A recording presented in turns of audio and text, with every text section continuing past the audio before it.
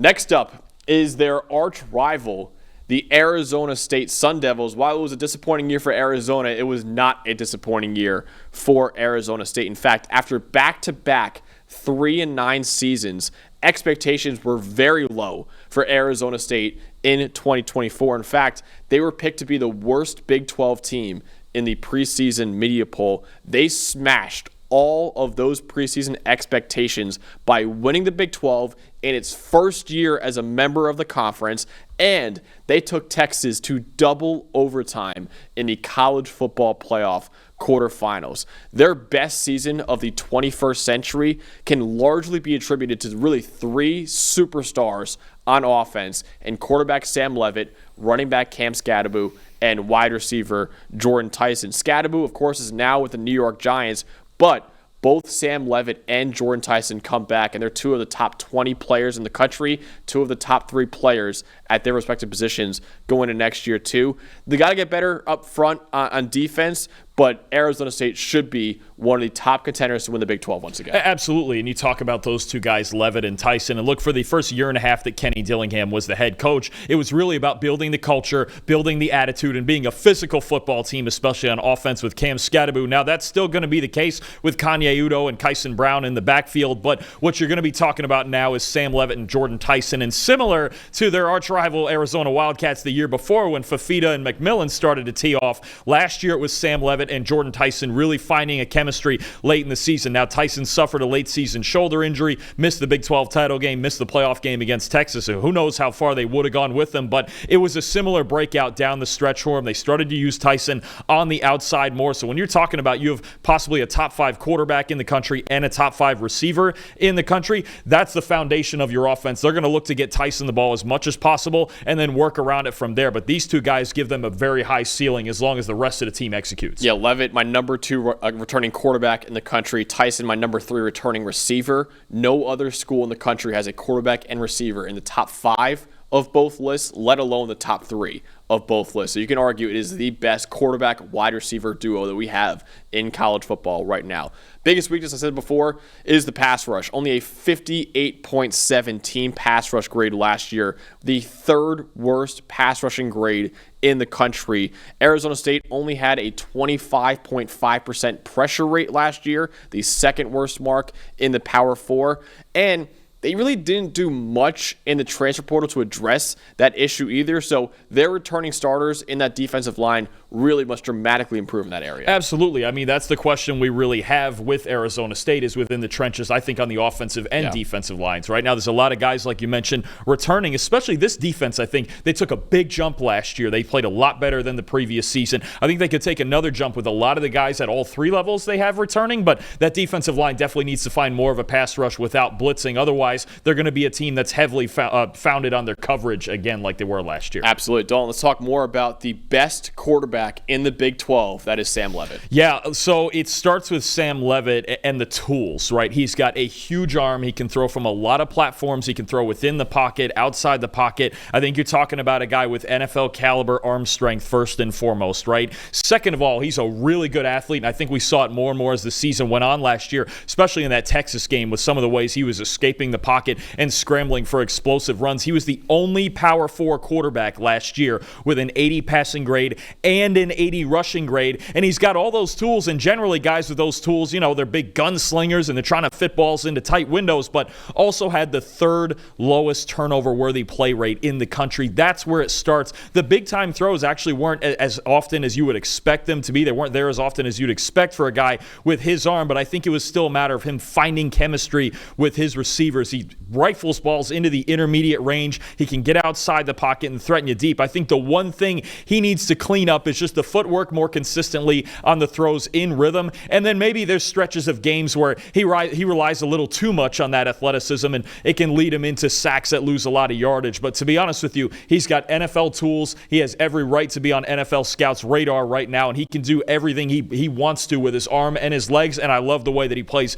in control and doesn't put the football in danger. Yeah, my number 2 quarterback in the country, the number 1 quarterback in the Big 12. Well, my number 3 receiver in the country, my number 1 receiver in the Big 12 is Jordan Tyson, his top weapon there. Massive breakout year for Tyson last year. 1,098 receiving yards as a redshirt sophomore. The only returning power 4 receiver who had more receiving yards last year was Jeremiah Smith, who is the best player in college football. And something really clicked for Jordan Tyson, transferred in actually from Colorado in the second half of the season last year. In Arizona State's final 6 games of the regular season, Jordan Tyson led the nation with 729 receiving yards, and he was second in the Power 4 with over 4 yards per route run.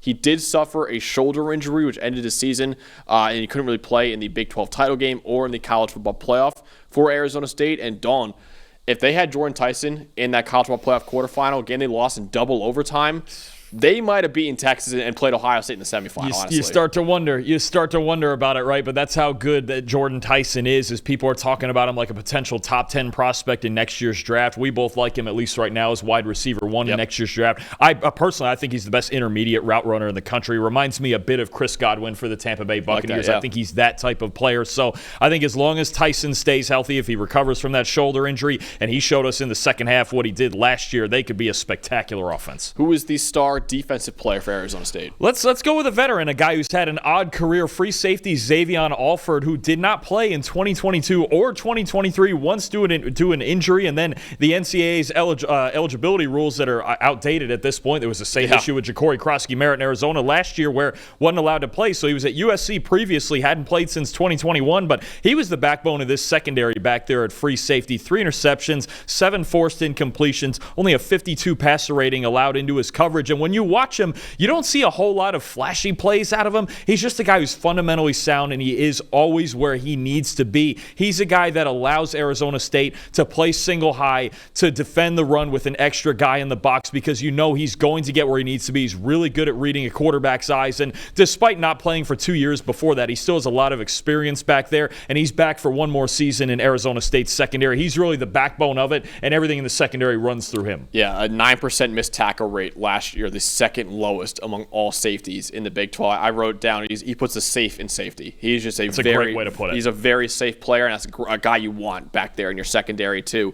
All right, Dalton, the win total is set at 8.5 right now for the Sun Devils. So some sports books think they're going to kind of take a step back next year. Do you think it would be a step back for Arizona State? And do you still think this is one of the top contenders to win the Big 12? I think so. I think, look, this is going to be, it's a wide open race, but it would be pretty surprising if Arizona State was not in it at the end of the year, right? And I think you're talking about a pretty favorable schedule for them. 9 games is absolutely attainable. And last year we saw they started, were they 9-3 going into the Big 12 title game, and then or were they 10-2? I couldn't remember if they won 9 or 10 games. They were 9. They were 10-2, and then they won and then they lost. I think to think, okay, I mean, the big question then is Cam Scadaboo obviously graduating as a New York Giant now, and what's the run game going to look like? But I think what you could get out of Levitt and the run game, along with Udo and with Kyson Brown back there, and then the passing game being a little bit more explosive, because I think a lot of the explosive plays that they missed were just a matter of a lack of chemistry. Year 2 of Sam Levitt, year 3 of Kenny Dillingham in this culture, a lot of pieces on defense returning. I'm taking over 8.5. I expect this team, even if they don't make the playoff, I expect them to win at least 9 games. Yeah, I'm taking the over too. I think 8.5 is a little disrespectful for Arizona State right now. I think it should be like a 9.5 win total probably at least for this team right now. But yeah, I think you just look at what they have. And yes, I know Dalton and I did pick Arizona last year basically because of a quarterback and a wide receiver and Noah Fafita and Tedder McMillan, and we're kind of doing it this year again with Sam Levitt and Jordan Tyson. But that also, last year's Arizona team lost their head coach, Jed Fish. Arizona State still has Kenny Dillingham, who's quickly emerging as a top 15, maybe even top 10 head coach in college football very soon. So I still think Arizona State, with that kind of culture they have there and that kind of mentality, yes, losing Cam Scadaboo is tough, but you still have by far the best quarterback in the conference and by far the best receiver in the conference. I'm taking the over for Arizona State. And this is absolutely still one of the top contenders to win the conference and make the playoff once again. I think it's actually the most dangerous part of playing Arizona State now, and we learned this.